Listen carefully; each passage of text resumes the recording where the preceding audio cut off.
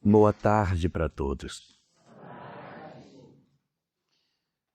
Olha aí, Alexandre, deu certo.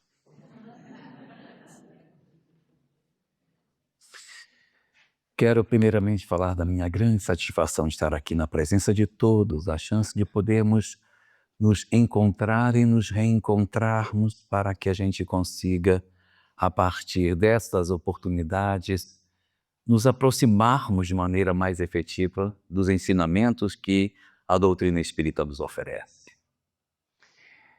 Nenhum de nós que nos aproximamos da mensagem espírita ignoramos que os mundos habitados no universo, eles são tutelados por uma equipe de espíritos que é comandada por um em particular, chamado de governador planetário. O nosso planeta, portanto, também possui um governador planetário.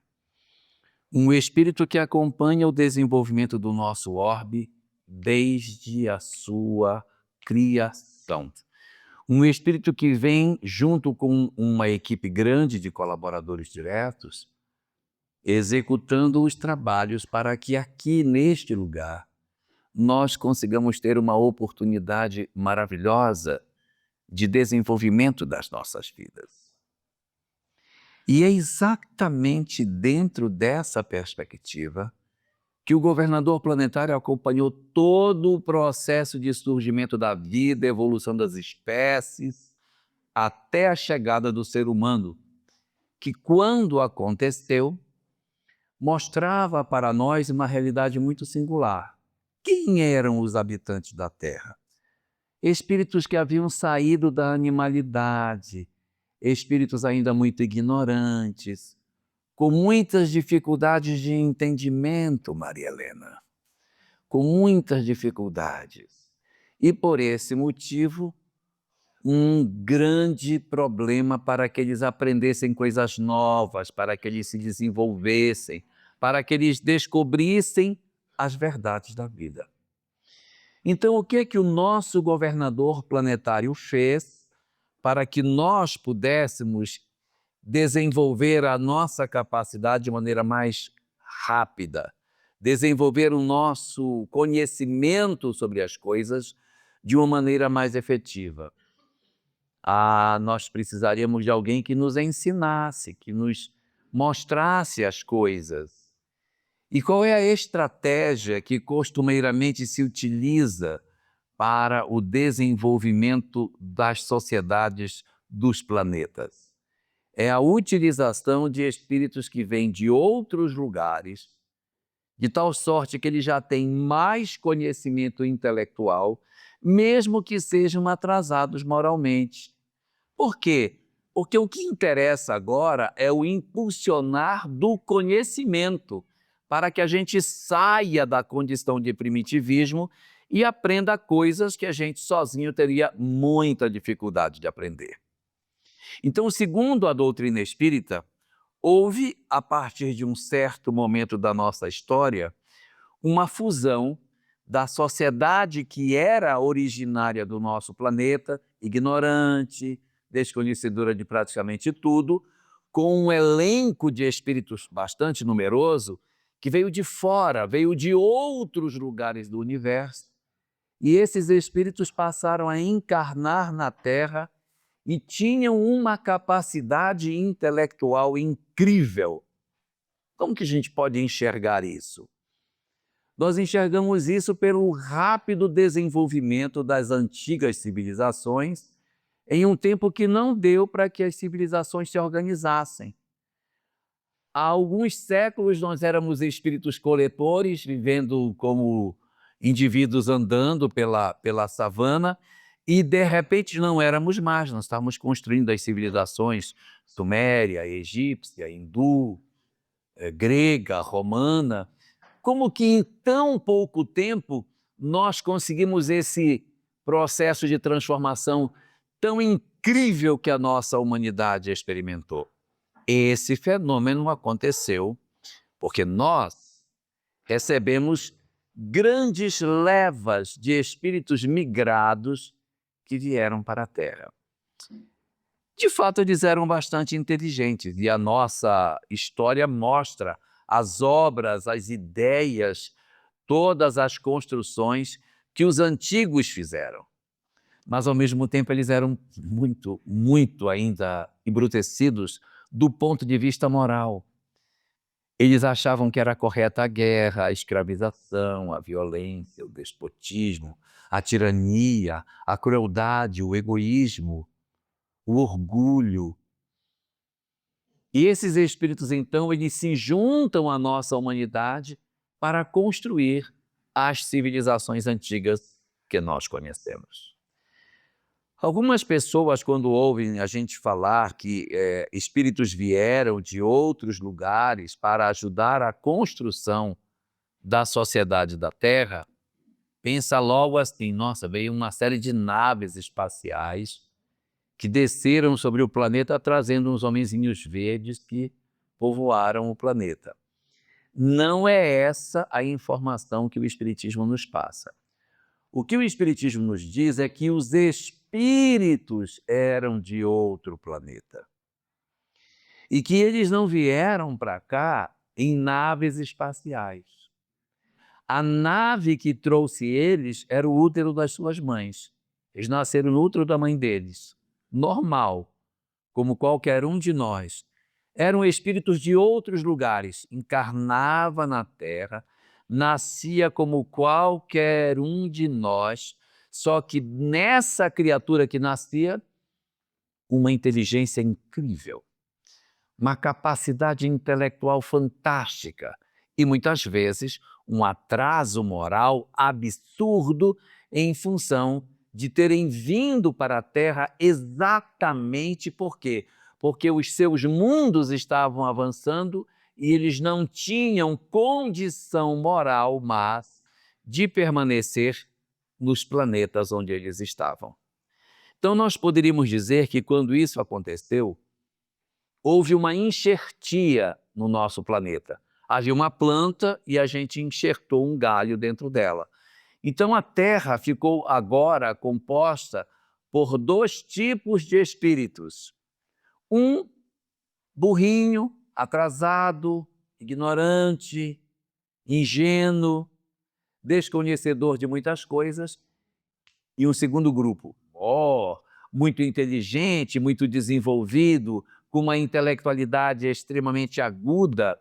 Esses espíritos, então, eles foram fantásticos na construção da nossa história. Por quê? Porque trouxeram contributos muito importantes para o nosso processo de aprimoramento espiritual. E aí teve um problema. Era igual você ter numa sala de aula um aluno muito atrasadinho e um muito inteligentezinho. Como é que a gente dá aula para uma turma que tem uma parte dela que é muito inteligente e uma parte que é muito difícil de aprender? É complicado você ter uma turma com alunos tão diferentes. Então, o nosso governador planetário fez o seguinte: ele criou turmas separadas para os dois tipos de alunos.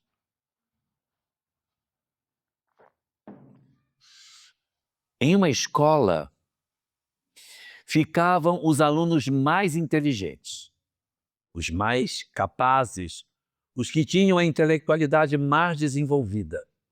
E na outra, os que eram igual a nós, os que não conseguiam aprender com facilidade. Os conhecimentos, então, eram entregues de maneira diferente na nossa sociedade. Havia um grupo de espíritos, Alexandre Mircay, que era formado por espíritos de uma inteligência incrível e eles recebiam uma verdade diferenciada dentro dos espaços que eles tinham. O conhecimento que eles recebiam ali era muito profundo. Verdades espirituais incríveis eram entregues para esses espíritos exatamente pela inteligência que eles possuíam. Só que a gente não podia entregar esse conhecimento para todo mundo, que se todo mundo recebesse, não ia entender mesmo. Então, só uma parte desse grupo, dessa população, recebia. Então, essa doutrina que era entregue para esses espíritos, ela era chamada de doutrina secreta, porque ela não poderia ser entregue para todo mundo. Essa doutrina secreta, ela era composta de 10 verdades espirituais. 10 verdades. Se vocês quiserem, eu falo quais são as 10 verdades. Se vocês não quiserem, eu pulo. Hã? Querem ouvir as 10? Então lá vai. Primeira verdade, existe um Deus único. Segunda, o homem é dotado de uma parte espiritual além da matéria. Terceira, essa parte espiritual sobrevive à morte. Imortalidade da alma. Quarta, os espíritos, após a morte, vivem no mundo espiritual e relacionam-se entre si. Quinto, esses espíritos podem se comunicar com os homens. Número 6, existe a lei de causa e efeito. Número 7, existe a reencarnação. Número 8, os espíritos evoluem, eles se aprimoram com o tempo, eles vão se transformando e melhorando progressivamente. Número 9, o destino de todos nós é a felicidade. Nós caminhamos para a felicidade. E número 10, o caminho para a felicidade é a vivência do amor. Então, na medida em que eu vivo o amor, eu automaticamente sou feliz. Na medida em que eu não vivo o amor, eu automaticamente me torno infeliz. Questão 614 de O Livro dos Espíritos, que diz que o homem só é infeliz quando se afasta da lei de Deus, expressa muito bem esse 10º princípio da chamada doutrina secreta. E essa doutrina, ela vinha apresentar para nós as verdades espirituais, porque nós precisávamos da verdade espiritual para nos transformarmos. É muito difícil que uma pessoa se transforme sem conhecimento espiritual. Vou dar um exemplo. Você diz para uma pessoa assim: meu filho, perdoe, não guarde mágoa não. Deixa isso para lá, rapaz. Não, vou deixar nada. Vai pagar, vai pagar. Vai, eu vou, nem que eu me quebre todinho, mas eu vou me vingar, vou acabar com ele. Então, quem não tem conhecimento espiritual acha que é uma vantagem se vingar, porque eu preciso dar o troco para aquele que me deu. Quando eu tenho conhecimento das verdades espirituais, Sônia Lima, quando nós nos aproximamos das verdades que a doutrina secreta nos entregava, nós íamos saber que eu era uma alma imortal, que eu ia ter a lei de causa e efeito, que, portanto, eu iria ter a necessidade de reencarnar, e que se eu não tivesse perdoado alguém, essa criaturinha ia nascer perto de mim. Não vai perdoar? Não, vai ser seu irmão na outra. Não, vamos voltar, vamos reconsiderar, vamos ver, vou fazer um esforço. Então veja como o conhecimento espiritual, ele tem um poder transformador. Sem essa justificativa, eu jamais vou mudar. Por que eu vou fazer esforço para perdoar uma pessoa só porque você quer, só porque disseram que é? Então, era a doutrina secreta que nos entregava esse conhecimento tão profundo, Thelma, que permitia que nós acordássemos espiritualmente e disséssemos: eu não quero isso para mim, eu quero uma história diferente. E foi isso que o governador planetário fez. Ele criou na Terra um ambiente onde uma quantidade muito grande de espíritos com uma certa evolução espiritual encarnaram para deixar essa mensagem para nós. Essa mensagem foi recebida há muitos e muitos anos atrás. Não é de agora, não. Isso é velho. Isso tem milhares e milhares de anos. Existem obras tão antigas que tratam sobre isso, que ninguém sabe sequer quando é que elas foram escritas, de tão velhas que elas são. Eu não tinha nem nascido, pra vocês terem ideia.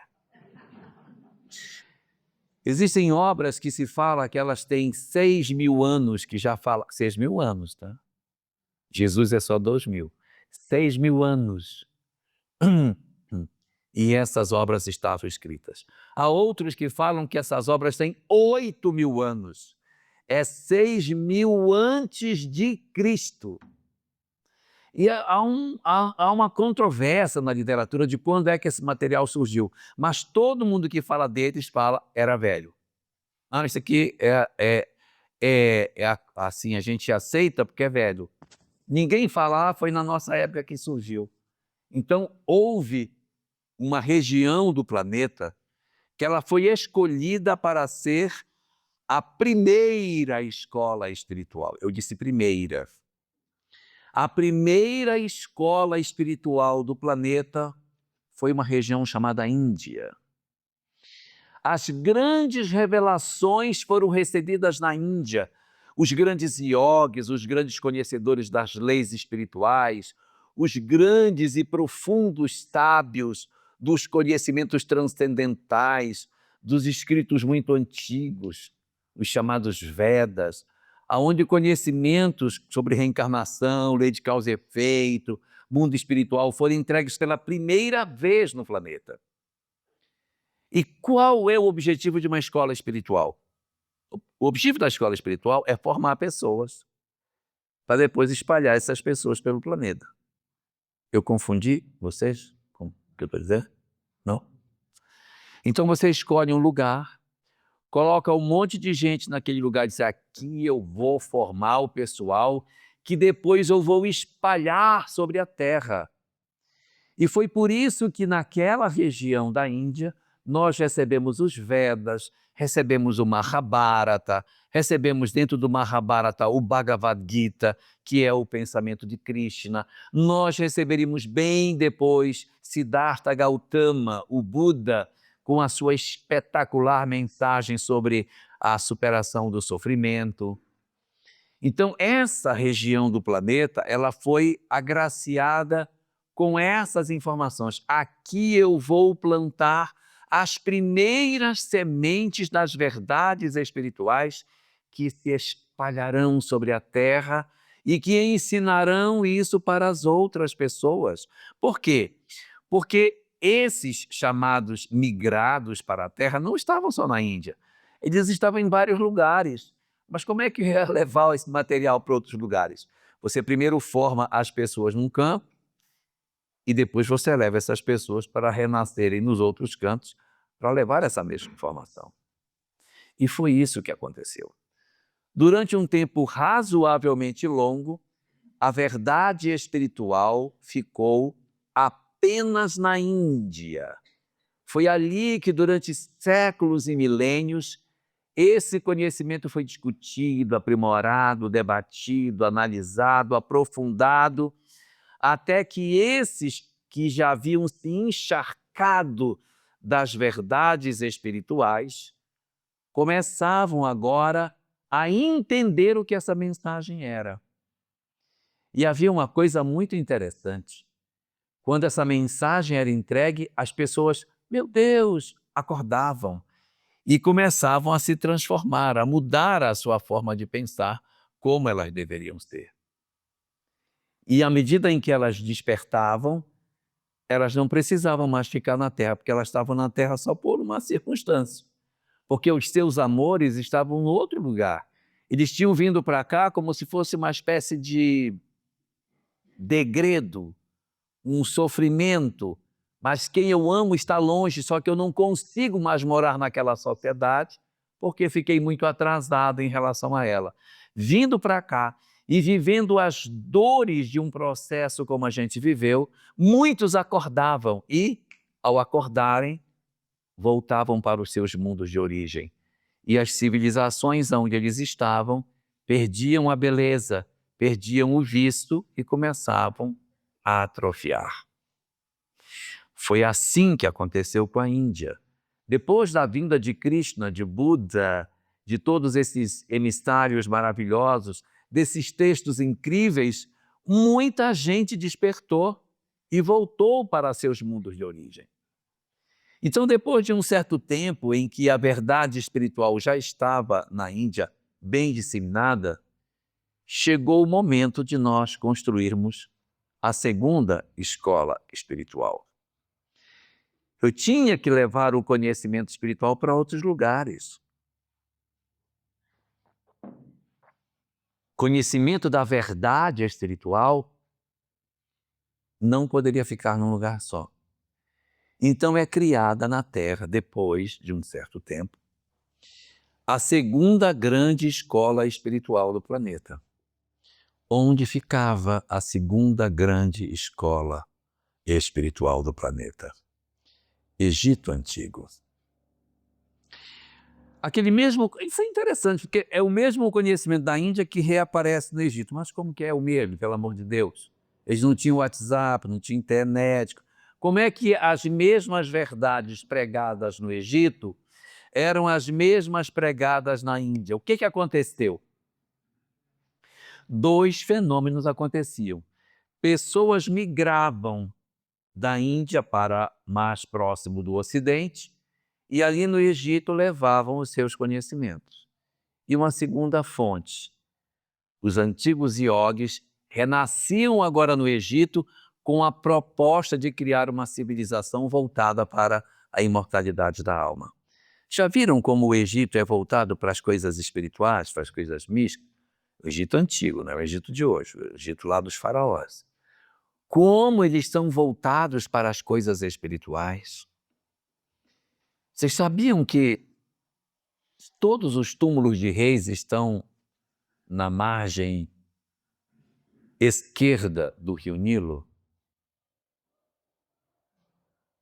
Não tem nenhum túmulo do lado direito, só do lado esquerdo. Por quê? Não, eu perguntei primeiro. Por quê?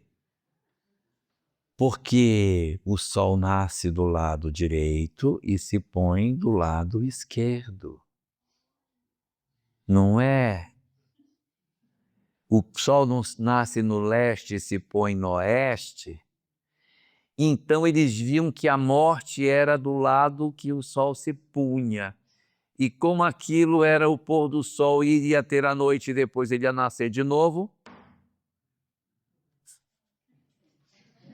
então tinham que ser sepultados do lado do sol poente. Era no pôr do sol, ali naquela região onde o sol se punha, que os túmulos ficavam. Todos os faraós eram sepultados com seus tesouros, com suas carruagens, com seus adereços. Mas eu pergunto para vocês, por que você sepulta um morto com tudo que ele tem se ele não vai mais usar, pelo amor de Deus? É porque eles sabiam que depois da morte as pessoas voltariam a viver.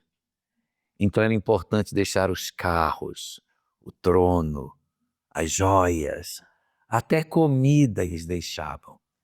Deixavam pão. Eu não sei se vocês sabem, mas eles achavam na época que o cérebro não tinha função nenhuma, então eles tiravam o cérebro pelo nariz, a cabeça da pessoa ficava oca, eles enchiam com um pano.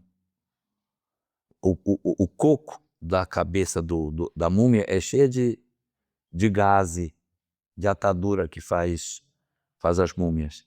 Mas tinha órgãos que eram muito importantes, como o fígado, o coração, os rins. Eles eram tirados e guardados em copos que ficavam dentro do sarcófago, chamado de canopos, que quando o faraó voltasse à vida, mesmo sem cérebro, ele levantava, aí ele pegava os copos, pegava o coração, botava os rins, botava tudo no lugar e voltava bem, porque tinha que estar tudo embalsamadinho do ladinho da múmia. Esses copos assim grandes, onde ficavam as vísceras do faraó. Então era uma certeza da imortalidade. Por quê? Porque dentro do Egito antigo havia verdades incríveis. Havia no Egito antigo os templos de Amon, onde as pessoas estudavam a portas trancadas, as verdades espirituais. Os sacerdotes egípcios, eles estudavam as verdades espirituais. Eles estavam atrás desse conhecimento espiritual. E é por isso que nós encontramos tanto conhecimento espiritual dentro do Antigo Egito, porque ele foi uma segunda escola para trazer os conhecimentos espirituais para a Terra, a fim de que essas verdades fossem entregues não para todo mundo, que ninguém ia conseguir entender se fosse entregue para todos, mas para aqueles que eram os migrados. Os inteligentes, eles eram levados como iniciados para esses templos e a verdade secreta era entregue para eles secretamente, escondido das outras pessoas. Peguemos o Livro dos Espíritos, conclusão, parte 6, parágrafo 1º e 3º, e vejamos ali as considerações que Kardec faz sobre esse momento da história em que as verdades espirituais secretamente elas eram entregues para pessoas porque não poderia ser entregue para todo mundo, porque nem todos conseguiriam entender. Um grande homem desse período do Egito Antigo é chamado de Hermes Trismegisto, que tem considerações fantásticas sobre a lei de causa e efeito, sobre a verdade espiritual.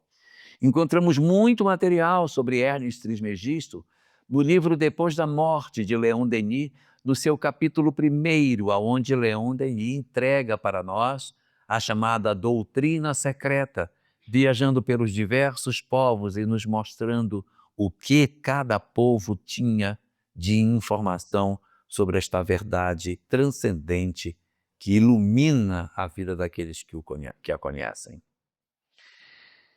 E acho que ninguém aqui ignora que, durante um tempo, os hebreus foram escravos no Egito.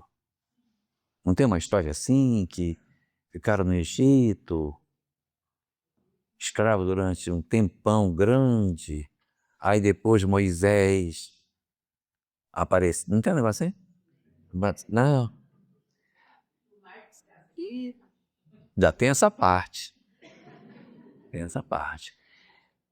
E nessa história tem uma figura chamada Moisés.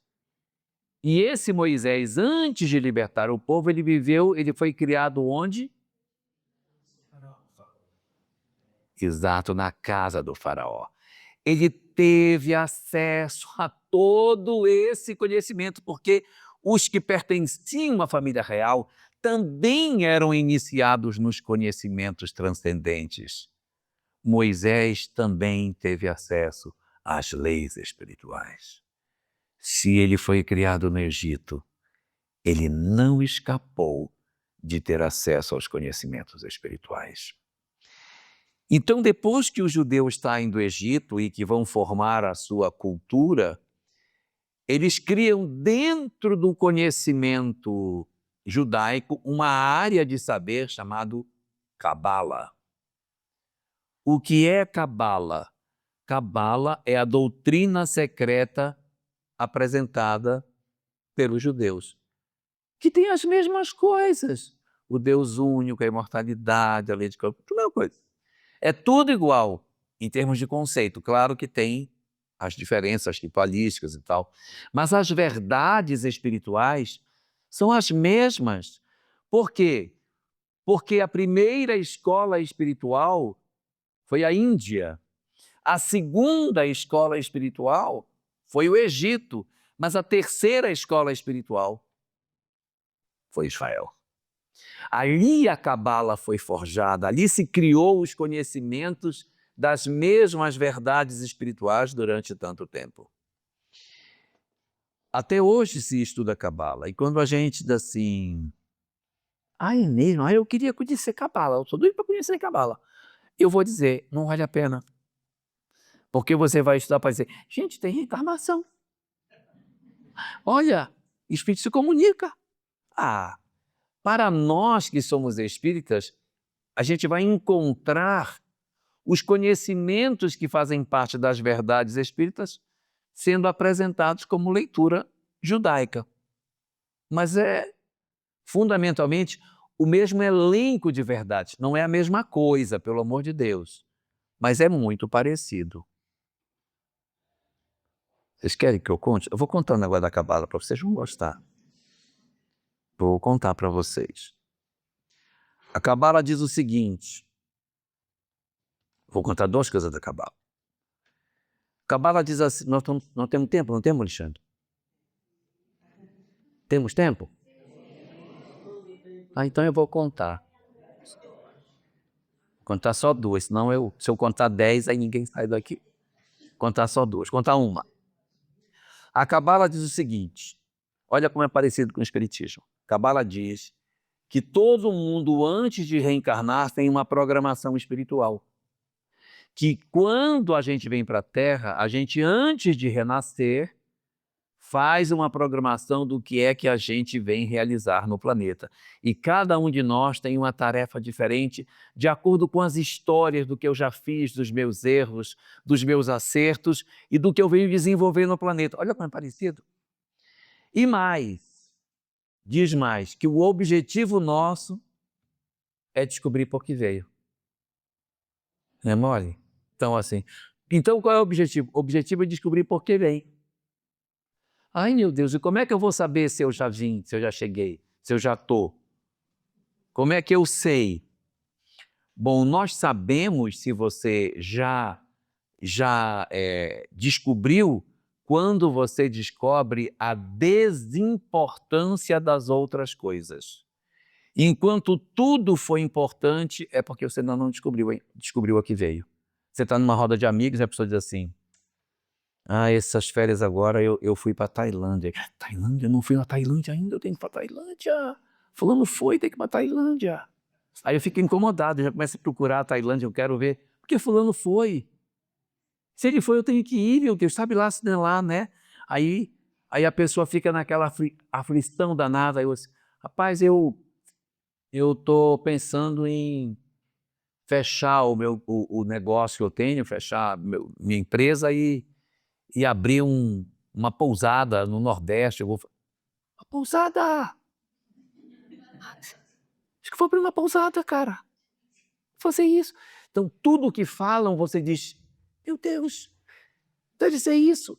Quando nós estamos assim aflitos, querendo abrir tudo que é porta, é porque você ainda não descobriu a que veio.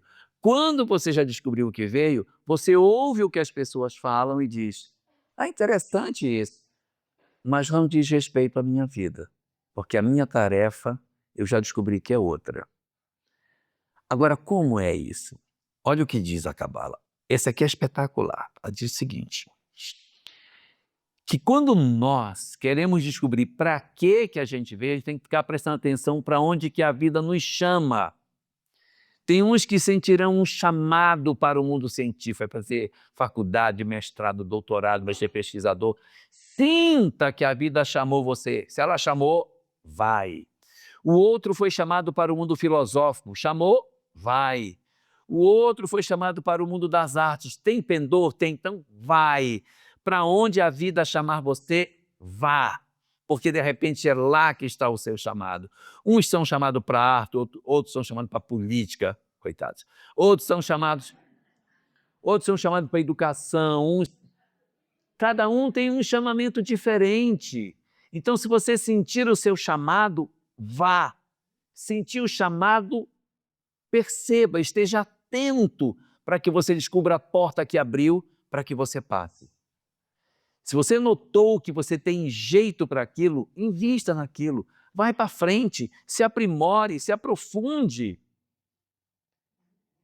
E se você não sentiu chamado para nada? Não me chamou, a ciência não me chamou. Não sei fazer nada de artístico também. Não sou filósofo, não conheço nem de nada. Não sei fazer nada. E agora? Será que é para fazer nada? Olha o que a Cabala diz. Se nada chamou você, você já sabe qual é a sua prioridade. É família. Não é lindo, gente? Eu acho lindo isso, porque assim, A vida não me chamou para nada. Então, olha para perto. Olha para o seu pai, olha para sua mãe, olha para os teus filhos. Entregue-se para aquilo que a vida está pedindo. Não faça muita confusão. Não queira, ai, meu Deus, eu queria ser um espírito grande. Mas não precisa você fazer coisas grandiosas para que você possa ser visto como uma alma grandiosa. Na Cabala tem uma frase que diz assim: as grandes almas não são reconhecidas por fazerem grandes coisas, mas sim por colocarem grandeza nas pequeninas coisas que fazem. Não é lindo, gente? Ai, é tão bonito isso. Olha a Alcione, que se dedicou só à família e é um espírito espetacular. Ela não é um espírito que saiu pelo mundo gritando, não foi fazer nada. Ficou com a família e entregou-se à família. Então, se nada chamar, é lá que é. Então, todo mundo aqui já sabe o seu propósito. Ok? Então vamos seguindo. Então a Cabala era a grande oportunidade da grande chance de nós transformarmos as nossas vidas e acordarmos espiritualmente. Mas Israel não cumpriu bem esse papel, sabe? Israel pegou o conhecimento espiritual e guardou debaixo da asa assim e não entregou para ninguém. Pra vocês terem uma ideia, quando Moisés veio, não tinha nenhum povo na terra que era monoteísta, nenhum. Quando Moisés chega e traz o judaísmo, é a primeira oportunidade que a gente tem de ter na terra um povo que seja adorador de um Deus único. 1.300 anos depois, quando Jesus chegou, só tinha um, que eram os judeus. Ou seja, em 1.300 anos, Alexandre, eles não passaram para ninguém. Eles esconderam a revelação. Porque era para eles receberem e dizer, não, vamos ensinar para os outros povos que tem um Deus único. Negativo, Deus é meu, eu sou o povo escolhido e a revelação é minha, então não é para vocês, é só para mim. Guardaram para eles a informação de que existia apenas um Deus e o resto do planeta ficou todo ainda politeísta. Então essa terceira escola, ela trabalhou muito bem para dentro, mas ela não trabalhou legal na divulgação dessa mensagem.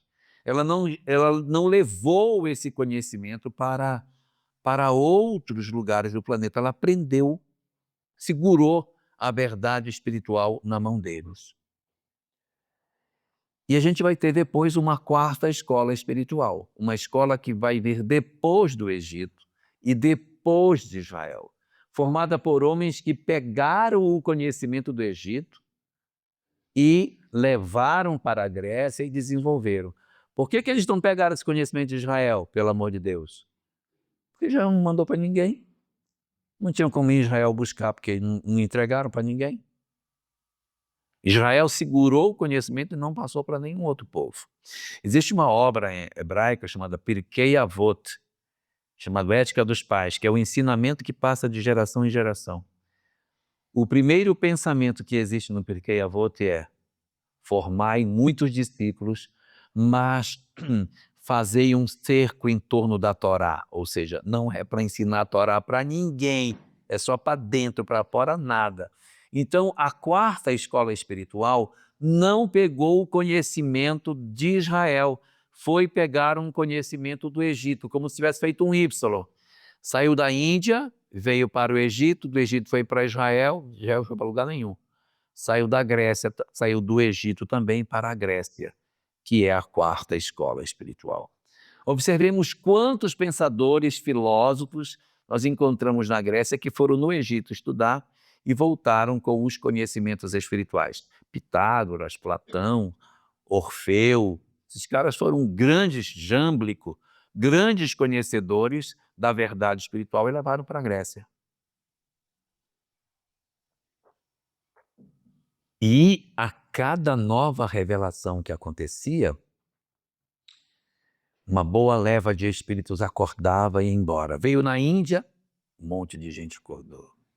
Foi para o Egito, um monte de gente acordou. Em Israel, acordou muita gente. Na Grécia, acordou muita gente. Acordou tanta gente que o governador planetário disse: olha, agora que essa revelação já está bastante espalhada, chegou o momento de eu ir levar a revelação. Mas eu vou levar a revelação diferente, porque todos eles levaram fechado. Todos eram doutrinas fechadas, secretas. Agora não vai ser mais, eu vou ensinar para todo mundo as verdades espirituais. E é quando Jesus vem para trazer a sua verdade espiritual. Quando ele chega, ele não podia nascer na Grécia, e não podia nascer em Roma, ele teve que nascer em Israel. Por quê? Porque Israel segurou a revelação, ela estava lá dentro. Eles não divulgaram. Então ele nasce em Israel para poder aproveitar os conhecimentos da primeira revelação universal e divulgar isso para todo o planeta com a mensagem cristã, para que ela se espalhasse sobre a Terra. E o que ele vai fazer? Ele vai trazer uma pessoa para divulgar essa mensagem, que é o Saulo de Tarso. E ele vai tirar o atraso da revelação, porque a revelação estava muito ligada com o Antigo Testamento. Então Paulo tem que fazer o quê? Divulgar as duas juntas. Se vocês perceberem, a divulgação de Saulo de Tarso tira o atraso, que ele pega as duas revelações, junta e apresenta como se fosse uma só. A mensagem cristã, ela está muito conectada à mensagem do Antigo Testamento. É tão conectada que, se você perguntar para um cristão assim, na visão do cristianismo, como foi que Deus criou o mundo? O cristão vai responder: Adão e Eva estavam no passado. Não, isso aí é do judaísmo. Eu quero saber do cristianismo. Não tem, gente. Porque a mensagem cristã, ela não fala de como o mundo surgiu. E aí há um atrelar muito forte da história dos judeus com a história cristã para dar um todo de uma unidade de pensamento. Mas o cristianismo, ele não oferece uma informação clara de quando foi que o mundo surgiu, como foi criado. Se você for no islamismo, tem. Se você for no hinduísmo, tem. Se você for no budismo, tem. Mas se você for no cristianismo, não tem. Tem porque a gente junta com a mensagem que os judeus possuíam. E é dentro dessa dinâmica que o Cristo planetário, conhecido por nós pelo nome de Jesus, vai chegar ao planeta para trazer as informações espirituais. Mas ele diz, quando ele está conosco, que ele não vai conseguir entregar tudo, que ele só vai entregar uma parte da revelação, porque o povo não teria condição de entender tudo. E que no momento oportuno, Deus seja louvado. Tá bom. Então, quando a mensagem de Jesus chega, ela não vem inteira, ela vem só uma parte. Jesus não falou sobre por que a gente tem que perdoar. Ele não ensinou. Ele só disse que tem que perdoar. Sim, mas perdoa por quê? O Krishna dizia: perdoa porque senão ele vai nascer teu irmão. Perguntar para Pitágoras, se você não fizer, ele vai nascer teu irmão. E Jesus, como era que ele ensinava? Perdoa, porque eu estou dizendo para perdoar. Está vendo como é diferente? É por amor de mim. E ele diz: amanhã, quando vocês melhorarem, eu mando um consolador, outro, para explicar o que por hora eu não estou conseguindo dizer.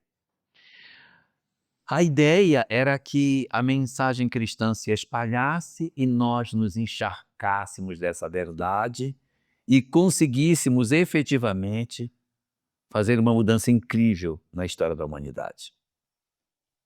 Não aconteceu. Por que não aconteceu? Porque nós desvirtuamos a mensagem cristã num certo momento, em virtude da nossa pequenez espiritual. Nós éramos tão ignorantes, porque os bons já tinham ido embora, que só ficou nós na Terra. Então, quando ficou só nós não conseguimos dar solução para o problema. Não conseguimos. Por quê? Porque a cada revelação que vinha, muita gente boa ia embora. Esses migrados que vieram para impulsionar, acordavam e voltavam. Chegava outro revelador, trazia, acordava mais um monte. Quando chegou na vez de Jesus, A mensagem era tão fácil de entender, porque não tinha complexidade de lei de causa e efeito, não tinha coisa complexa, é só o seguinte: ama porque eu estou dizendo. Ele encharcou de tanto amor a sua mensagem que ele não precisou dar justificativas. Ele usou apenas a intensidade do amor para que as pessoas acreditassem que o amor seria a melhor opção para nós. E foi tanta gente, mas tanta gente que ele despertou, que a galera que veio para cá, que era toda capaz de compreender, despertou tudo, foi todo mundo embora. Quem sobrou é porque era bem rebeldezinho. Alguns ainda ficaram, mas a grande maioria dos que eram migrados partiram da terra quando Jesus veio ao planeta deixar a sua mensagem. Isso é tão claro que quando Jesus veio, ele despertou um número tão significativo de pessoas que depois da sua revelação, foi tanta gente boa embora que só sobrou nós. Aí o mundo entra na Idade Média. Por que a Idade Média é um período de atraso? Parece que a humanidade desaprendeu o que sabia. Nós passamos a ter muito menos habilidade com relação às coisas. Porque quem ficou com essa capacidade de levar a mensagem para frente já foi todo embora. Só ficou a rapa do tacho mesmo. Ficou só a gente. Olha, Adriano, Alexandre, você que hoje almoçou um nhoque com o quê? Esse negócio aí. Então, você que almoçou esse nhoque, você sabe como é que a gente faz para saber se o nhoque está pronto? Não? Como é que faz para saber se o nhoque está pronto? Ah, ele sobe. A gente pega a massinha do nhoque, que não importa a receita, depois vocês pegam, aí corta e joga na panela, fervendo. E aí ele vai cozinhar. Quando ele cozinhar, isso. É assim que o governador planetário faz. Ele joga todos os estudos na panela fervendo e fica esperando ver quem é que sobe. Aí quem sobe ele vai tirando. Opa, tá pronto. Aí vai tirando.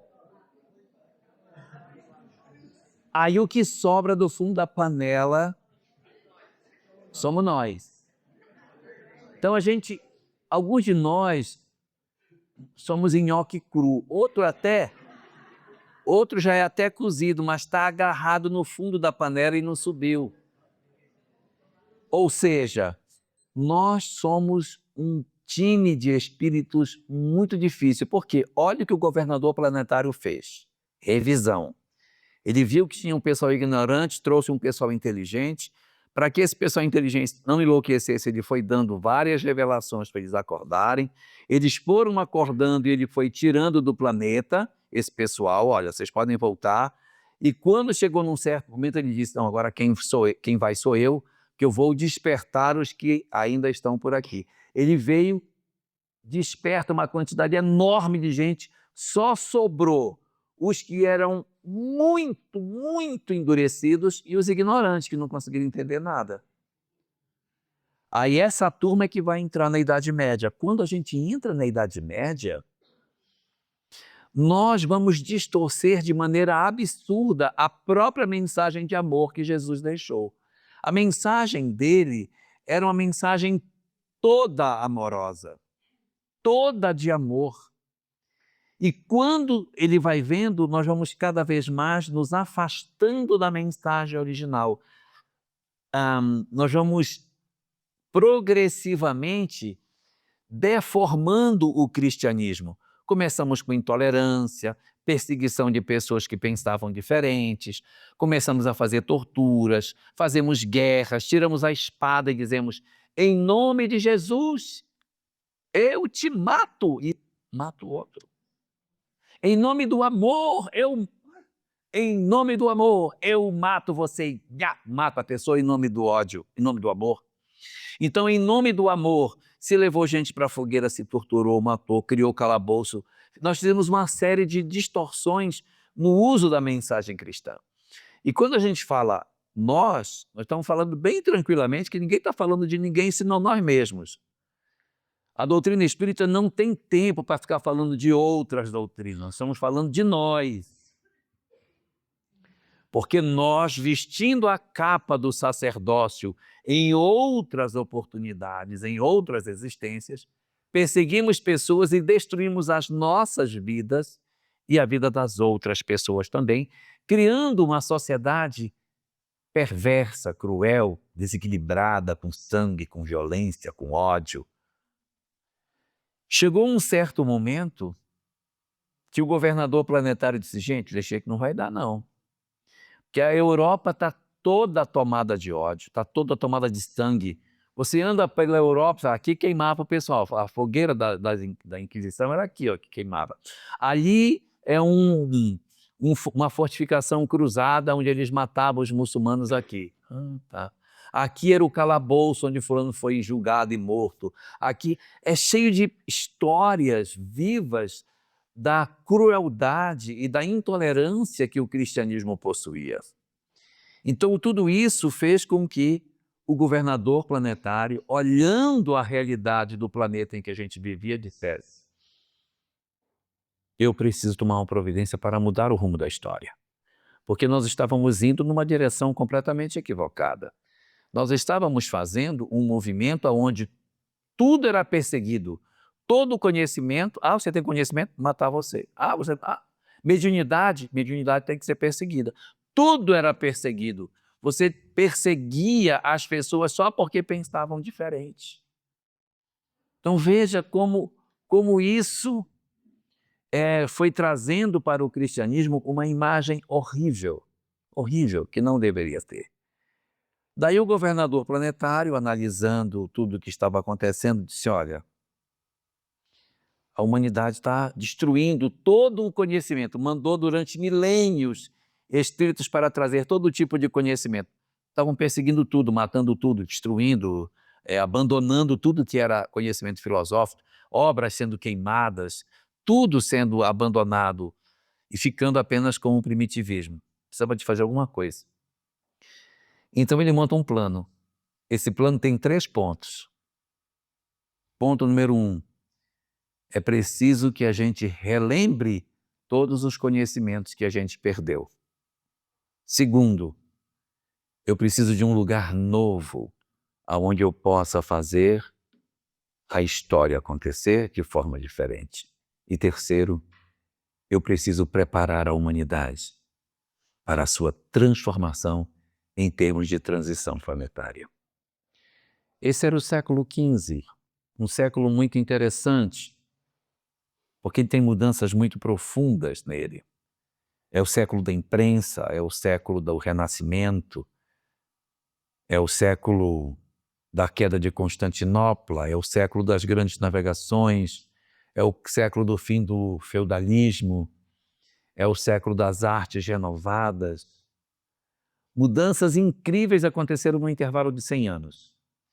A ciência oficial tem dificuldade de explicar como é que tanto gênio nasceu naquele século do Renascimento, com Michelangelo, Tintoretto, Rafael Sanzio, Leonardo da Vinci, Nicolau Tartaglia, Erasmo de Roterdã. São mais de 80 gênios que nasceram numa janela de tempo super estreita. Impressionante. Como que isso aconteceu? Mobilizado pelo mundo espiritual, que manda essas entidades, que de criança já sabiam pintar, esculpir. Vocês já viram aquela estátua Pietà? Pietà, aquela que tem Jesus assim, no colo de Maria de Nazaré? Ela foi esculpida por Michelangelo. Quantos anos ele tinha quando esculpiu aquela estátua, vocês sabem? Ele tinha 23 anos, tá? Ele era um garoto. O cara com 23 anos tinha toda aquela técnica para esculpir uma peça daquele jeito. Isso já mostra a genialidade dele. É uma coisa extraordinária. Então, esses gênios, eles vieram renovar o conhecimento. Nunca mais a humanidade voltou a ser como era depois do Renascimento, porque ela reabriu um conhecimento que havia sido perdido. Gênios incríveis vieram para impulsionar. E um lugar novo precisava ser construído. Não poderia ser na Europa. A Europa estava marcada de muito sangue. E se vocês perceberem, as grandes navegações acontecem todas no mesmo período. E quem vai colonizar a Terra Nova é o Brasil. Aí você diz, oh meu Deus, por que não foram os franceses, os alemães, os ingleses? Justo os portugueses, exatamente. O povo que era tido como o mais ignorante foi o que colonizou a gente. Mas, meu Deus, será que não tinha um povozinho pior para colonizar o Brasil? Pois eu digo para vocês, foi a melhor opção que tinha. Por quê? Porque o objetivo na construção do Brasil era ter uma terra nova que desse permissão para que uma quinta escola espiritual fosse criada. Não mais a Índia, não mais o Egito, não mais Israel, não mais a Grécia. A árvore do Evangelho precisava ser transplantada. Então, a Europa estava cheia de sangue. Não era mais possível estar ali. Então, era necessário que essa árvore do Evangelho pudesse ser levada para outro lugar. A árvore do Evangelho estava na Índia, passou para o Egito, passou para Israel, passou para a Grécia. Cara, nós vamos levar a árvore para um outro lugar, aonde ela pudesse, Marlene, pudesse ali ter a oportunidade de conseguirmos fazer uma nova história. E foi lindo que isso pudesse acontecer, porque uma construção muito interessante foi feita.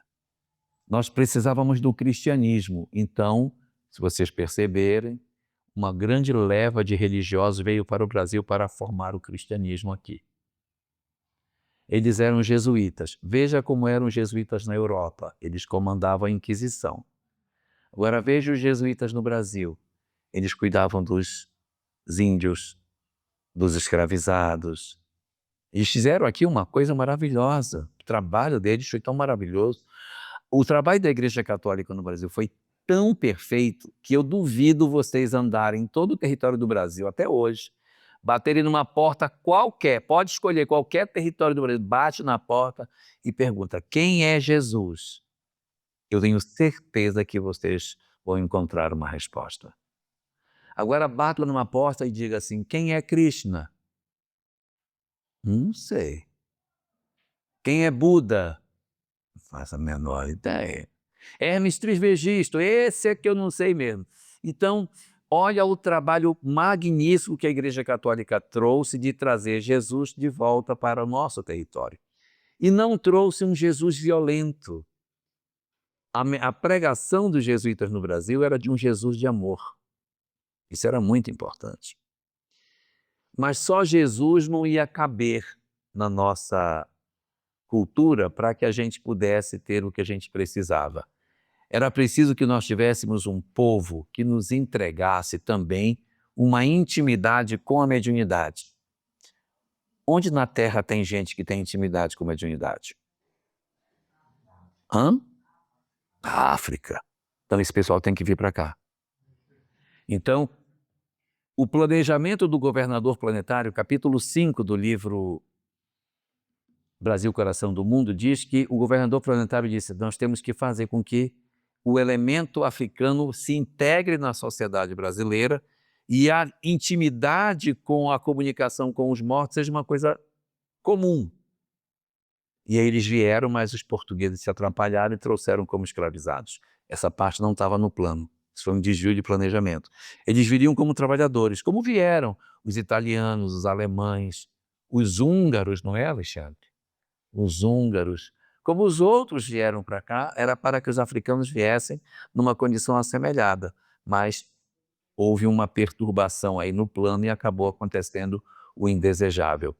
Experimente ir para um país da Europa e dizer assim, não, porque eu falo com morto, você é louco, porque eles não têm a intimidade com a mediunidade. No Brasil é a coisa mais comum. a pessoa dizer, não, fulano vê, fulano ouve, fulano se comunica, porque a componente africana que se inseriu na nossa cultura nos trouxe a proximidade com os fenômenos mediúnicos. Isso foi fantástico para que aqui a gente tivesse evangelho de um lado, mediunidade do outro.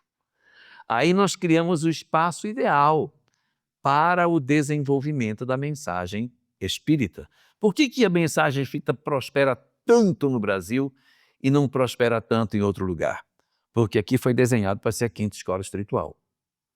Dá uma olhada na quantidade de livros que a gente tem sobre espiritualidade no Brasil. Se você somar todos os outros idiomas, não dá o que tem em português. Se você viajar daqui e for para a Suíça, tem pouquíssimos títulos em alemão, pouquíssima coisa, de quase nada. Agora que a duras penas está traduzindo um ou outro. No Brasil, se você acordar, nascer e abrir o seu olho e já nascer sabendo ler, e você ler desde que nasceu, viver 100 anos, nunca dormir, você não lê tudo que está escrito em português sobre espiritualidade. Não dá para ler, você escolhe, eu vou querer comprar, vou ler esse aqui, que esse daqui é melhor. A gente escolhe para ler. Eu tenho uns amigos que viveram durante um tempo na União Soviética e eles, naquela época era muito rígido, eles recebiam o livro espírita página por página, mandava a carta com uma página, aí a página ia. Aí eles passavam a semana lendo aquela página. Lendo, até esperar a próxima carta com a outra página para juntar, para fazer um livro, porque não tinha. O livro ainda ia em Esperanto ainda, para eles poderem ler, porque nem em russo tinha. Então você vê o esforço que o governador planetário faz para criar aqui neste lugar exatamente aquilo que se deseja, uma quinta escola espiritual, para que a gente consiga fazer esse processo de transformação. E a gente vê muitas pessoas falando assim, o Brasil é o coração do mundo, o Brasil é o coração do mundo. Mas como é que o Brasil pode ser o coração do mundo com esse país todo do jeito que está, meu Deus? A gente não teria que ser um país perfeito para poder ser... então ele não é o coração do mundo. Porque ou ele é perfeito e é o coração do mundo, ou ele não é perfeito e não é. Não dá para ser um país com tanta desigualdade e a gente dizer que é o coração do mundo. Não, mas aqui vai ficar bom. Aqui vai ser... Não está ficando bom. Não, vai ficar ótimo. Gente, tem alguma peça que não está encaixando nesse quebra-cabeça, porque ou de fato o Brasil é o coração do mundo, é a quinta escola espiritual, ou ele não é. E a gente está se iludindo. Das duas, uma, não dá para ficar... Não, ele é meio coração, só o ventrículo esquerdo e a aurícula esquerda. Não é. Então, ele é, na verdade, coração do mundo, mas em que sentido? Olha só o que a gente consegue perceber. Façamos um exercício de biologia, para quem não fugiu da aula. Qual é o papel do coração para o nosso corpo? O que o coração faz para o corpo? Qual é o papel dele? Bombeia sangue, espetáculo. Você passou cola para eles? Então, se o Brasil é o coração, quem é o corpo? O corpo só pode ser o mundo. Então, se o papel do coração é bombear sangue para o corpo, o papel do Brasil será bombear sangue para o mundo. O coração bombeia sangue e nós somos o sangue. O sangue somos nós. Então, quando se fala que o Brasil é o coração do mundo, não é que ele será o melhor país do mundo, é que ele será o melhor país para o mundo. A Índia já foi a grande escola espiritual, mas nem por isso deixou de ter seus rajás, seus marajás, seus príncipes e suas desigualdades sociais. Porque isso, na verdade, quem faz a escola espiritual não é governo, é o povo. Então não importa o governo da Índia, o que importa é o conhecimento que está aqui embaixo. No Egito Antigo também não era democracia, não era nada. Era um regime autoritário dos faraós, mas a verdade espiritual estava lá. Quando o cristianismo chegou no povo de Israel, ali também era um regime duro. E mesmo assim, a mensagem aconteceu. Então você vai observar que nós não estamos falando de questões de cunho político para que o Brasil seja o coração do mundo. É no sentido da essência da mensagem que um país pode oferecer. O Brasil é a pátria do evangelho. A pátria do Evangelho. Então o que vai acontecer? O Brasil vai ser o disseminador das verdades espirituais para as outras nações. Nós estamos vivendo um período de muito materialismo, de muita dor, a Europa está corroída pelo materialismo. O mundo está tombando na mão do materialismo. Então, o que é que o governador planetário está fazendo? Ele está criando uma escola espiritual no Brasil. Como se o Brasil fosse um grande coração que está se enchendo de sangue. Nós somos um sangue ali dentro. O coração está se enchendo, somos nós, nesta encarnação. Aí vai chegar o momento em que o coração vai pulsar. Tchá! Vai todo mundo embora daqui. Vai todo mundo embora. Porque o sangue, ele não pode ficar só no coração. Se o sangue ficar no coração, o corpo morre. Então o sangue tem que sair do coração e ir para o corpo. A nossa próxima encarnação, muito provavelmente, não será no Brasil. Porque se nós somos uma escola espiritual, é para que nós consigamos dar o nosso contributo para a nossa sociedade. Nós, na verdade, estamos sendo chamados para essa formação para que a gente possa trabalhar numa próxima existência, num outro lugar. E eu sei que a gente já começa a ficar preocupado, meu Deus, para onde é que eu vou, Jesus Cristo? Olha, eu vou dar uma dica.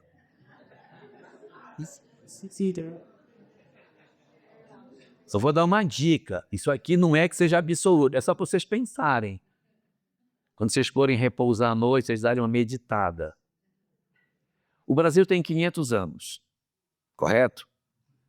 Nós somos almas muito mais antigas do que a história do Brasil, correto? Então, há mais de 500 anos atrás, a gente não estava aqui. Faz sentido? A gente estava, sei lá Deus por onde, estava na Ásia, na África, na Oceania, na Europa, estava em algum canto, não é? Aí, nós estamos agora encarnando no Brasil. Com certeza a gente não era daqui. Mas de onde eu era? De onde eu era? Olha, isso não é uma regra absoluta, mas existe uma tendência da gente nascer na mesma família, não é assim? A gente renasce como bisneto, tataraneto, porque tem laço com um, com outro, ficou com mágoa da mãe, com mágoa do pai, aí nasce da mesma família, mas em outra posição diferente, assim a gente vai convivendo, aí a sogra vem, nasce junto e tal, e a gente vai vivendo mais ou menos, não é sempre, mas é mais ou menos no mesmo núcleo familiar. Então você pergunta para os seus avós de onde a família veio. De onde a família veio é um indicativo de que talvez você tenha vindo desse lugar. Então, se uma pessoa, por exemplo, veio da Hungria, meus avós paternos e maternos vieram da Hungria, é bem provável que eu seja ligado a eles. Então eu estava, há 500 anos atrás eu devia estar lá na Hungria. Exato. Aí o que vai acontecer?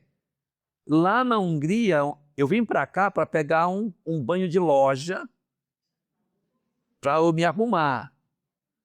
Mas não foi para ficar aqui, é para pegar esse banho de loja, voltar para da onde a gente veio.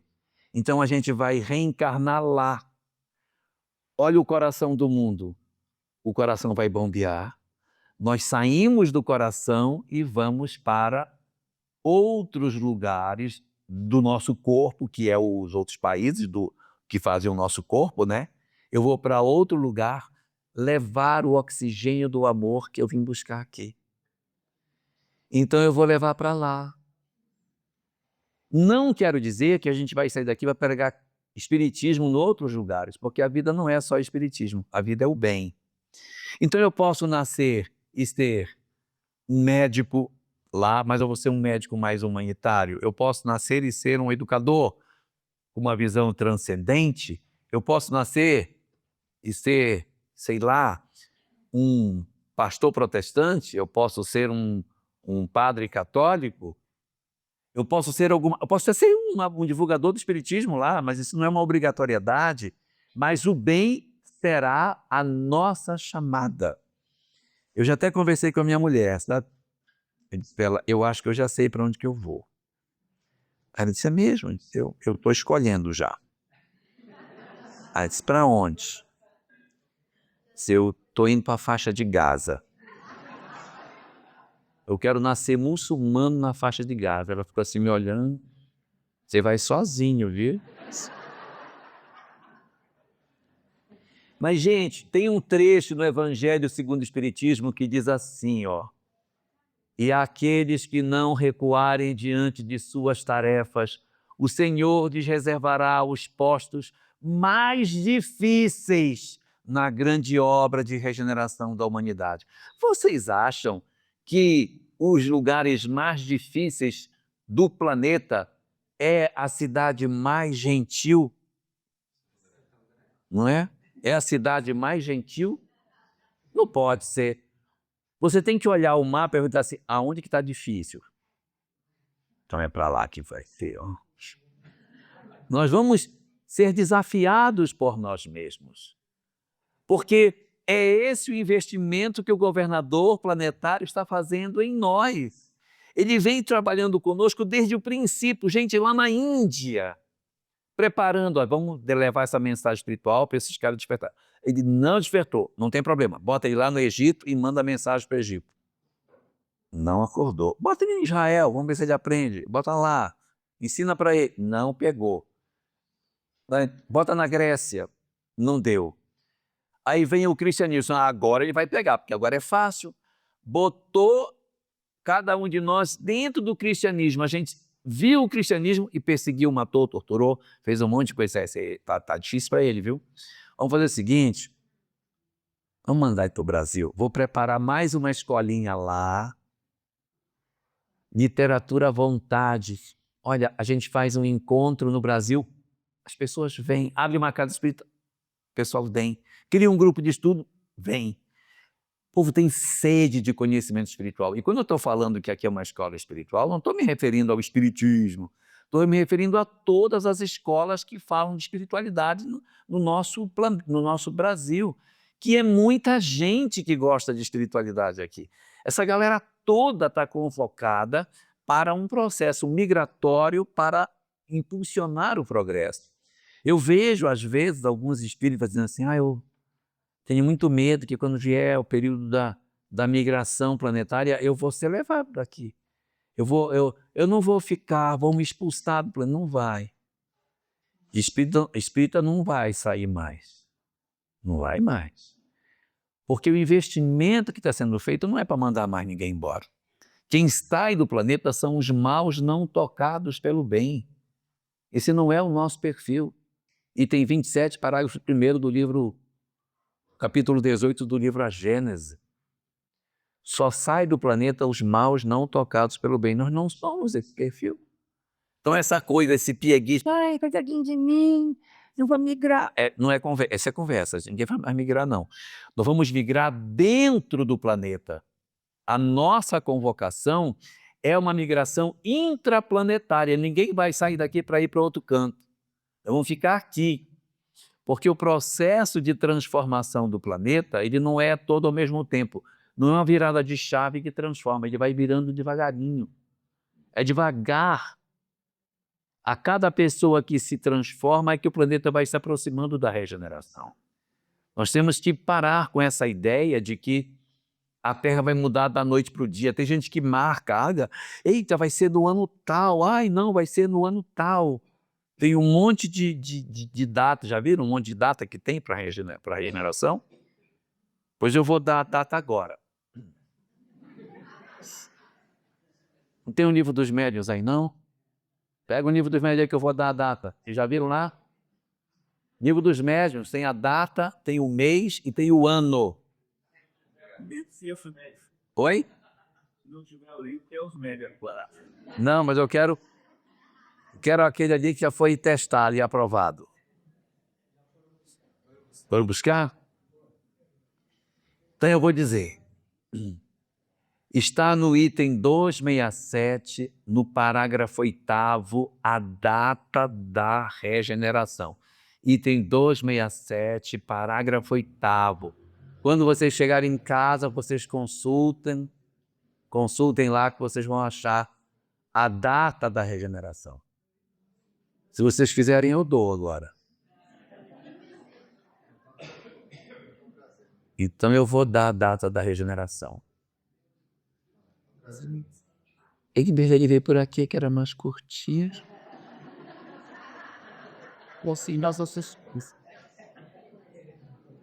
Achou, meu filho? Olha o fôlego, hein?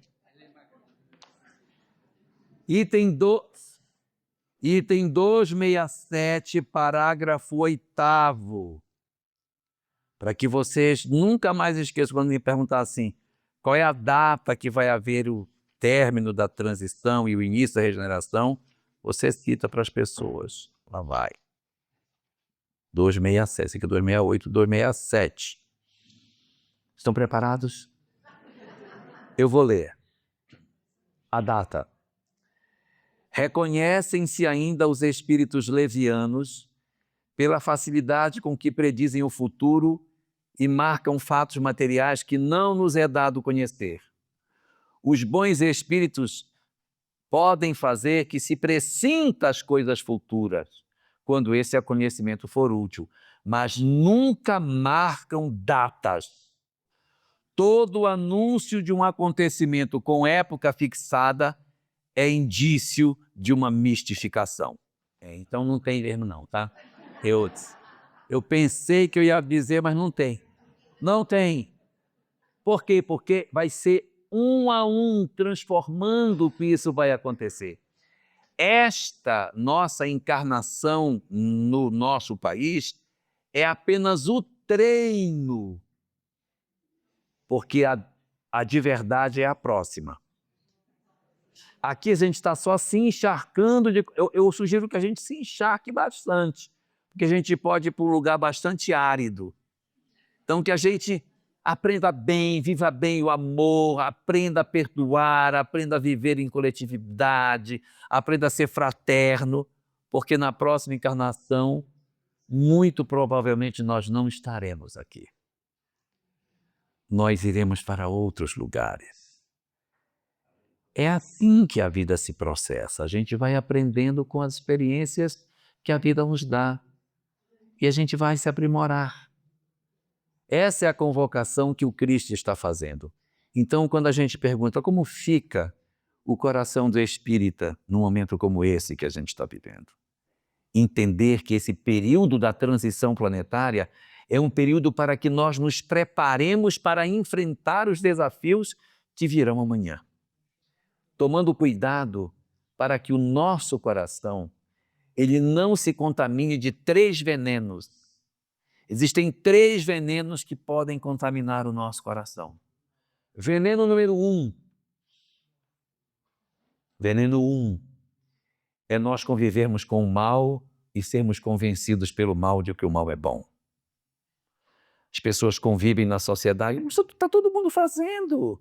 Se está todo mundo fazendo, eu posso fazer. Não, todo mundo fazer continua errado mesmo, é só mais gente fazendo errado.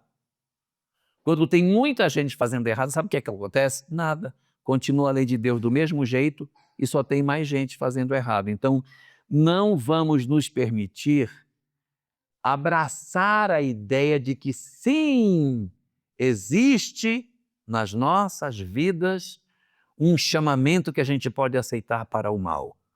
Mantenhamos o nosso passo firme na direção do bem. Mesmo que por fora as pessoas, você é besta, não faz isso. Eu tenho lucidez dos propósitos da vida, eu sei da vida imortal, eu fui apresentado para os conhecimentos espirituais, eu tomei contato com a doutrina que era uma verdade secreta, agora não é mais. Desde que a doutrina espírita chegou, aquela doutrina secreta agora é de todo mundo, não tem mais segredo. Ela está entregue para todo mundo, Eunice, não é mais só para uma pessoa. Todos somos agora detentores desse conhecimento. Então, o primeiro veneno que a gente pode ter é se permitir que o mal nos contamine e nós passemos a nos perfilar como aqueles que são maus, os enlouquecidos, as ideologias loucas, as perturbações da hora, que a gente tenha lucidez do que é certo e não se permita ser arrastado pela loucura do mundo que a gente vive. Veneno número 2 é bem diferente do primeiro. O veneno número 2 é a ideia de que o mal é mal e que ele precisa ser exterminado na Terra. Já viram pessoas que dizem assim, pessoal aí, ó, esse pessoal aí não tem jeito não, tem que matar tudinho, tem que botar numa parede, cavar um buraco, jogar tudo dentro, você não tem mais conserto. Se eu penso assim, eu também estou contaminado pelo mal. Quando a gente odeia muito um grupo social, a gente precisa ter muito cuidado, porque quando a gente odeia muito um grupo social, a gente renasce dentro dele. Nesses tempos de polarização política, vamos odiar menos, para não nascer numa família que tem um pensamento contrário ao nosso, pelo amor de Deus. Vamos torcer pela Argentina pelo menos uma vez na Copa, para não nascer argentino. Quando tiver jogo do Palmeiras com o Corinthians, que a gente não seja tão apaixonado, porque a gente pode nascer numa família contrária. E a mesma coisa acontece com política, se você odiar demais, você corre o risco de nascer do outro lado. Então, para você não correr esse risco, não odeie. Aprenda a conviver. Quando a gente diz assim, esses não tem jeito, tem que matar, eu estou dando um sinal de que eu sou uma alma imatura. Porque o bem não pode usar de violência para combater o mal. Não existe essa alternativa dentro da lei divina. E esse também é um dos venenos que não podem contaminar o nosso coração.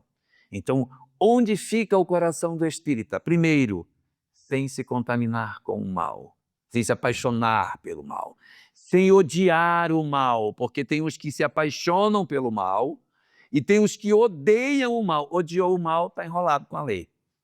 Não odeie. Entenda que a pessoa, de repente, não tem condição de dar nada melhor. Lá no meu título, você vai ler, Sim, senhor. vai falar que se você vê a pessoa, aquele jeito que ela é, falar mal dela, você não é diferente, cara. Se você fala mal do outro, Esse cara bom, você olha para aquela pessoa e e olha por ela, tipo, perdoa ela e olha por ela, mas não condena ela. Porque senão você não é diferente. não é diferente. No livro, você vai ler no livro da depressão, gente. Ela me passa a mensagem, ela me fala muito bem isso. Você fala com a pessoa, ficar desconfiado de dieta, não é tão sério, você está falando isso. Mas são 3 venenos. O primeiro, se apaixonar pelo mal. O segundo, odiar o mal. E o terceiro, desistir do bem. Já estou cansado disso, já. Isso aí não tem mais jeito, o mundo vai estar perdido, a vaca já foi pro brejo. Não tem uma música assim? Não desistamos do bem. O Cristo planetário não desiste de nós. Ele está há milênios apostando na nossa transformação. Então, os nossos corações hoje têm que estar encharcados do quê? Da certeza de um amanhã venturoso, porque somos almas imortais a caminho da eternidade. Nada, a caminho da felicidade, nada pode nos destruir. E dentro dessa perspectiva, aproveitemos tudo que a doutrina espírita nos oferece para fazermos a nossa transformação verdadeira, porque vamos precisar dessa transformação na nossa próxima existência para que a gente possa colaborar efetivamente com o governador planetário na construção do mundo novo para que ele mude um pouco a frase dele, porque ele diz: o meu reino não é deste mundo ainda. Que a gente concretize o reino dele e ajude Jesus a implantar o reino dele sobre a terra. Muito obrigado.